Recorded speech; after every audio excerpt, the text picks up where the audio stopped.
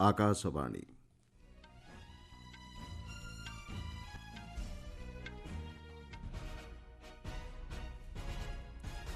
संवाद पढ़ुछंती मलय रंजन मिश्र। विकसित भारत स्वप्न पूरण निमंते ओडिशार सामुद्रिक शक्तिर भूमिका महत्वपूर्ण कहिले प्रधानमंत्री। आसंता कालीठारु आरंभ हेब संसदर शीतकालीन अधिवेशन।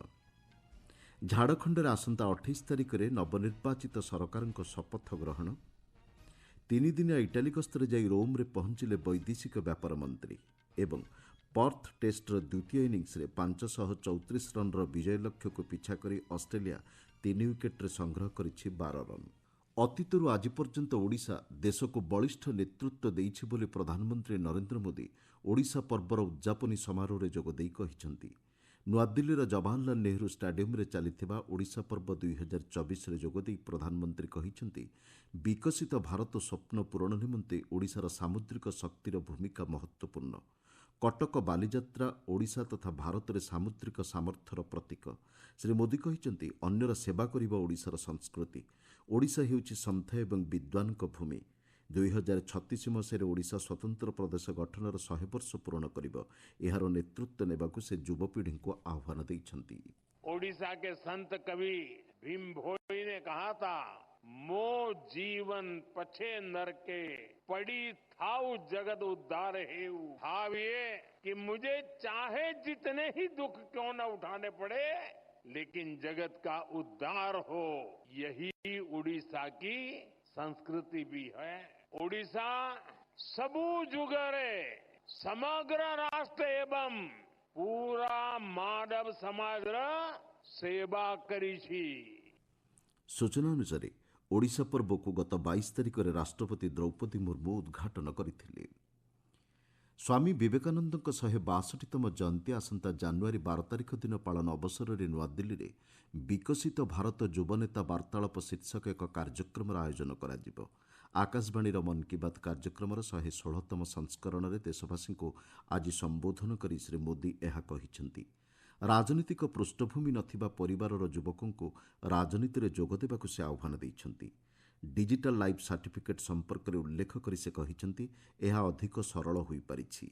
एपर्यंत डिजिटल लाइफ सर्टिफिकेट हासिल करिथिबा लोकंक संख्या 80 लाख अतिक्रम करिछि। वयस्क लोकों को ऑनलाइन ठकेरु दूरेई रखिबा लागि युववर्ग आगे आसिबाकु प्रधानमंत्री परामर्श दैछंती। जातीय समर शिक्षार्थी बाहिनी एनसीसी दिवस आज पालन परिप्रेक्षी में प्रधानमंत्री कहिछंती एनसीसी को सुदृढ़ करने पर निरंतर प्रयास जारी रही। प्राणी संपदर सुरक्षा नहीं देशर विभिन्न प्रांत में नियाजाउथिबा पदक्षेपगुड़िक उपर प्रधानमंत्री यह अवसर में आलोकपात करछंती। एक पेड़ माँ के नाम अभियान अधीन मात्र 5 मास मध्य 100 कोटी चारा रोपण उल्लेखनीय कार्य बोली प्रधानमंत्री कहिछंती। एथिरे अंशग्रहण करिथिबारु देशवासी को प्रधानमंत्री शुभेच्छा जणाइछंती। संसदर शीतकालीन अधिवेशन आसंता कालीठारु आरंभ हेब। डिसेम्बर 20 तारिख पर्यंत यह चलिब। आसंता 26 तारिख संविधान दिवस पालन अवसर में संसदर अधिवेशन बसिब नाही। अधिवेशन अव्यवहित पूर्व आज नुआदिल्ली में सर्वदलीय बैठक अनुष्ठित होईछि। प्रतिरक्षा मंत्री राजनाथ सिंह अध्यक्षतार अनुष्ठित यह बैठक में उभय सदन को सुरुखुर में परिचालना नहीं सबु राजनीतिक दलर नेतृवृंदों सह आलोचना होईछि। बैठक पर गणमाध्यम को सूचना दे संसदीय व्यापार मंत्री किरण रिजिजू कहिछंती संसद में जेकोसी प्रसंगर आलोचना पई सरकार प्रस्तुत अछंती। श्रृंखलार सह उभय सदनर कार्य को आगे नेबा पई श्री रिजिजू विरोधी दलगुड़ी को आह्वान दैछंती। अन्यपक्षे कांग्रेस सांसद प्रमोद तिवारी कहिछंती मणिपुर स्थिति, लांच मामला, बेकार समस्या एवं उत्तर भारत में जनसंख्या आदि प्रसंग विरोधी दल पक्षरु संसद में उपस्थापन कराजिब।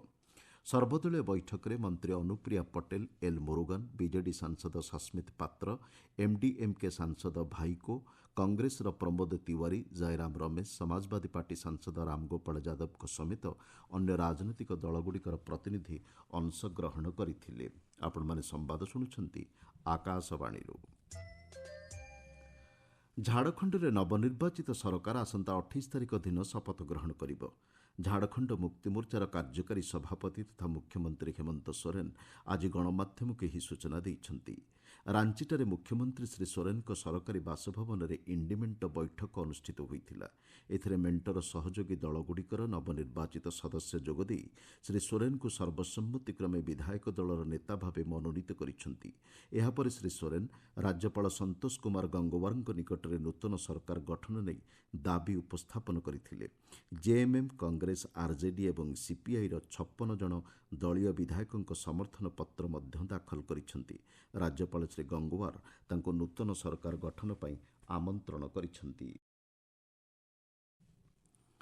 ପ୍ରଧାନମନ୍ତ୍ରୀ ନରେନ୍ଦ୍ର ମୋଦି ଆସନ୍ତାକାଲି ନୂଆଦିଲ୍ଲୀର ଭାରତ ମଣ୍ଡପମ୍ଠାରେ ଆଇସିଏ ବିଶ୍ୱ ସମବାୟ ସମ୍ମିଳନୀକୁ ଉଦ୍ଘାଟନ କରିବେ। ଆନ୍ତର୍ଜାତିକ ସମବାୟ ମେଣ୍ଟର ଦୀର୍ଘ 130 ବର୍ଷର ଇତିହାସରେ ପ୍ରଥମ ଥର ପାଇଁ ଭାରତରେ ଏହି ସମ୍ମିଳନୀ ଆୟୋଜିତ ହେଉଛି।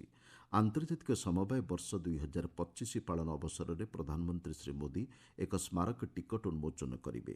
6 ଦିନ ଧରି ଅନୁଷ୍ଠିତ ହେବାକୁ ଥିବା ଏହି ସମ୍ମିଳନୀର ବିଷୟବସ୍ତୁ ହେଉଛି ସମସ୍ତଙ୍କ ସମୃଦ୍ଧିରେ ସମବାୟ। ଏହି କାର୍ଯ୍ୟକ୍ରମରେ ପ୍ରାୟ 3000 ବିଦେଶୀ ଏବଂ ଭାରତୀୟ ପ୍ରତିନିଧି ଯୋଗଦେବେ। ସମଗ୍ର ବିଶ୍ୱର ସମବାୟ ସମିତିଗୁଡ଼ିକ ମଧ୍ୟରେ ଏହି ସମ୍ମିଳନୀରେ ବିଭିନ୍ନ ପ୍ରସଙ୍ଗ ନେଇ ମତ ବିନିମୟ ହେବ। ସଂସଦରେ ସକାରାତ୍ମକ ଏବଂ ଗଠନମୂଳକ ବିତର୍କରେ ଯୋଗଦାନ କରିବାକୁ ଲୋକସଭା ବାଚସ୍ପତି ଓମ୍ ବିର୍ଲା ସଂସଦର ସଦସ୍ୟମାନଙ୍କୁ ଅନୁରୋଧ କରିଛନ୍ତି। ଆକାଶବାଣୀ ସମ୍ବାଦ ବିଭାଗକୁ ଏକ ସ୍ୱତନ୍ତ୍ର ସାକ୍ଷାତକାରରେ ଶ୍ରୀ ବିର୍ଲା ସଂସଦର ସର୍ବୋଚ୍ଚ ମାନର ଶୃଙ୍ଖଳା ପ୍ରତିଷ୍ଠା ଉପରେ ଗୁରୁତ୍ୱ ଆରୋପ କରିଛନ୍ତି। ସମ୍ବିଧାନ ସଭାର ବିତର୍କ ଏବଂ ଆଲୋଚନାର ପ୍ରେରଣା ନେଇ ଗୃହରେ ଶୃଙ୍ଖଳା ବଜାୟ ରଖିବାକୁ ସେ ସମସ୍ତ ସଦସ୍ୟଙ୍କୁ ପରାମର୍ଶ ଦେଇଛନ୍ତି। ସମାଜର ଅବହେଳିତ ଏବଂ ଗରିବ ବର୍ଗଙ୍କ ପାଇଁ ସଂରକ୍ଷଣର ଆବଶ୍ୟକତା ଉପରେ ପ୍ରଧାନମନ୍ତ୍ରୀ ନରେନ୍ଦ୍ର ମୋଦି ସର୍ବଦା ଗୁରୁତ୍ୱ ପ୍ରଦାନ କରିଥାନ୍ତି ବୋଲି ସେ କହିଛନ୍ତି। ଶ୍ରୀ ବିର୍ଲାଙ୍କ ସହ ଏହି ସାକ୍ଷାତକାର ଆସନ୍ତାକାଲି ସନ୍ଧ୍ୟା 7:10 100.1 FM ଗୋଲ୍ଡ ଚ୍ୟାନେଲରେ ଆକାଶବାଣୀ ସମ୍ବାଦର ସୁର୍ଖିଓଁ ମେ କାର୍ଯ୍ୟକ୍ରମରେ ପ୍ରସାରଣ କରାଯିବ। ବୈଦେଶିକ ବ୍ୟାପାର ମନ୍ତ୍ରୀ ଡକ୍ଟର ଏସ୍ ଜୟଶଙ୍କର 3 ଦିନିଆ ଇଟାଲୀ ଗସ୍ତରେ ଯାଇ ଆଜି ରୋମ୍ରେ ପହଞ୍ଚିଛନ୍ତି। G7 ବୈଦେଶିକ ମନ୍ତ୍ରୀଙ୍କ ବୈଠକର ଆଉଟ୍ରିଚ୍ ଅଧିବେଶନରେ ଯୋଗଦେବା ପାଇଁ ସେ ଇଟାଲୀର ଫିୟୁଗିକୁ ଗସ୍ତ କରିବେ। ଏହି ଅଧିବେଶନରେ ଯୋଗଦେବା ପାଇଁ ଭାରତକୁ ଅତିଥି ରାଷ୍ଟ୍ର ଭାବେ ନିମନ୍ତ୍ରଣ କରାଯାଇଛି। ଏହି ଗସ୍ତ ସମୟରେ ସେ ଇଟାଲୀ ଏବଂ ଅନ୍ୟ ସଦସ୍ୟ ରାଷ୍ଟ୍ରଗୁଡ଼ିକର ପ୍ରତିପକ୍ଷଙ୍କୁ ସାକ୍ଷାତ କରି G7 ସମ୍ପର୍କିତ ପ୍ରସଙ୍ଗ ନେଇ ଦ୍ୱିପାକ୍ଷିକ ଆଲୋଚନା ବୈଠକରେ ଯୋଗଦେବାର କାର୍ଯ୍ୟସୂଚୀ ରହିଛି। ଗସ୍ତ ସମୟରେ ବୈଦେଶିକ ବ୍ୟାପାର ମନ୍ତ୍ରୀ ରୋମ୍ରେ ହେବାକୁ ଥିବା ମେଡିଟେରିଆନ୍ ଡାଇଲଗ୍ର 10ମ ସଂସ୍କରଣରେ ମଧ୍ୟ ଯୋଗଦେବେ। ଡକ୍ଟର ଜୟଶଙ୍କର ରୋମ୍ରେ ଥିବା ଭାରତୀୟ ଦୂତାବାସର ନୂତନ କୋଠାକୁ ଉଦ୍ଘାଟନ କରିବାର କାର୍ଯ୍ୟସୂଚୀ ରହିଛି। ଉତ୍ତରପ୍ରଦେଶର ସମ୍ଭାଲ ଜିଲ୍ଲା ଜାମା ମସ୍ଜିଦ୍ ସର୍ଭେ ହିଂସାକାଣ୍ଡରେ 3 ଜଣଙ୍କର ମୃତ୍ୟୁ ହୋଇଛି। ସମ୍ଭାଲ ଜିଲ୍ଲା ଅନ୍ତର୍ଗତ ମୋରାଦାବାଦ ଡିଭିଜନର କମିଶନର ଅଞ୍ଜନେୟ କୁମାର ସିଂହ ଏ ସମ୍ପର୍କରେ ସୂଚନା ଦେଇ କହିଛନ୍ତି, ଅଦାଲତଙ୍କ ନିର୍ଦ୍ଦେଶ ଅନୁଯାୟୀ ସର୍ଭେ କାର୍ଯ୍ୟ ଅନୁଷ୍ଠିତ ହୋଇଥିଲା। ତେବେ କାର୍ଯ୍ୟ ଶେଷ କରି ସର୍ଭେ ଟିମ୍ ପ୍ରତ୍ୟାବର୍ତ୍ତନ କରୁଥିବା ବେଳେ ହିଂସାକାଣ୍ଡ ଘଟିଥିଲା। 3ଟି ଭିନ୍ନ ଭିନ୍ନ ଗୋଷ୍ଠୀର ଲୋକ ସର୍ଭେ ଟିମ୍ ଏବଂ ପୁଲିସ୍ କର୍ମଚାରୀଙ୍କ ଉପରକୁ ପଥର ମାଡ଼ କରିବା ସହ ଯାନବାହନରେ ନିଆଁ ଲଗାଇବା ଆରମ୍ଭ କରିଥିଲେ। ଏହି ଘଟଣାରେ ସମ୍ପୃକ୍ତ କିଛି ମହିଳାଙ୍କ ସମେତ ଅନ୍ୟ କେତେକ ଲୋକଙ୍କୁ ଅଟକ ରଖାଯାଇଛି ବୋଲି ପୁଲିସ୍ କହିଛି। ପରିସ୍ଥିତି ନିୟନ୍ତ୍ରଣାଧୀନ ଥିଲେ ମଧ୍ୟ ପଡ଼ୋଶୀ ଜିଲ୍ଲାରୁ ପୁଲିସ୍ ଫୋର୍ସ ମଗାଯାଇଛି ବୋଲି ଶ୍ରୀ ସିଂହ ସୂଚନା ଦେଇଛନ୍ତି। ପର୍ଥ ଟେଷ୍ଟକୁ ଜିତିବା ପାଇଁ ଭାରତ ଅଷ୍ଟ୍ରେଲିଆ ସମ୍ମୁଖରେ 534 ରନ୍ର ଲକ୍ଷ୍ୟ ଧାର୍ଯ୍ୟ କରିଛି। ଆଜି ତୃତୀୟ ଦିନର ଖେଳ ଶେଷ ସୁଦ୍ଧା ଅଷ୍ଟ୍ରେଲିଆ ତାର ଦ୍ୱିତୀୟ ଇନିଂସରେ 3 ୱିକେଟ୍ ବିନିମୟରେ 12 ରନ୍ ସଂଗ୍ରହ କରିଛି। ଜସପ୍ରୀତ ବୁମରା 2ଟି ଏବଂ ମହମ୍ମଦ ସିରାଜ ଗୋଟିଏ ୱିକେଟ୍ ଅକ୍ତିଆର କରିଛନ୍ତି। ଆଜିର ତୃତୀୟ ଦିନର ଖେଳ ଭାରତ ତାର ଗତକାଲିର ଅମୀମାଂସିତ ଦ୍ୱିତୀୟ ଇନିଂସ କୌଣସି ୱିକେଟ୍ ନ ହରାଇ 172 ରନ୍ରୁ ଆରମ୍ଭ କରିଥିଲା। ଯଶସ୍ୱୀ ଜୟସ୍ୱାଲ ଏବଂ ବିରାଟ କୋହଲିଙ୍କ ଚିତ୍ତାକର୍ଷକ ଇନିଂସ ଫଳରେ ଭାରତ 6 ୱିକେଟ୍ରେ 487 ରନ୍ ସଂଗ୍ରହ କରି ପାଳି ସମାପ୍ତି ଘୋଷଣା କରିଥିଲା। ଯଶସ୍ୱୀ ଜୟସ୍ୱାଲ 161 ଏବଂ ବିରାଟ କୋହଲି 100 ରନ୍ ସଂଗ୍ରହ କରିଥିଲେ।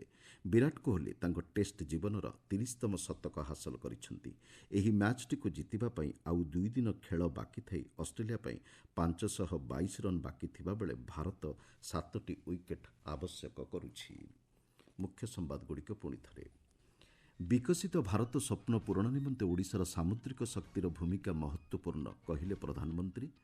ଆସନ୍ତାକାଲିଠାରୁ ଆରମ୍ଭ ହେବ ସଂସଦର ଶୀତକାଳୀନ ଅଧିବେଶନ। ଝାଡ଼ଖଣ୍ଡରେ ଆସନ୍ତା 28 ତାରିଖରେ ନବନିର୍ବାଚିତ ସରକାରଙ୍କ ଶପଥ ଗ୍ରହଣ।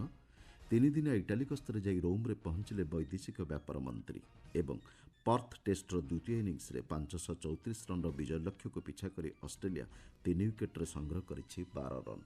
ସମ୍ବାଦ ଶେଷ ହେଲା। ଅଧିକ ସମ୍ବାଦ ପାଇଁ ଆପଣମାନେ newsonair.gov.in ୱେବସାଇଟ୍ ଏବଂ ନ୍ୟୁଜ୍ ଅନ୍ ଏଆଇଆର୍ ଆପ୍ରେ ଲଗ୍ଇନ୍ କରିପାରିବେ।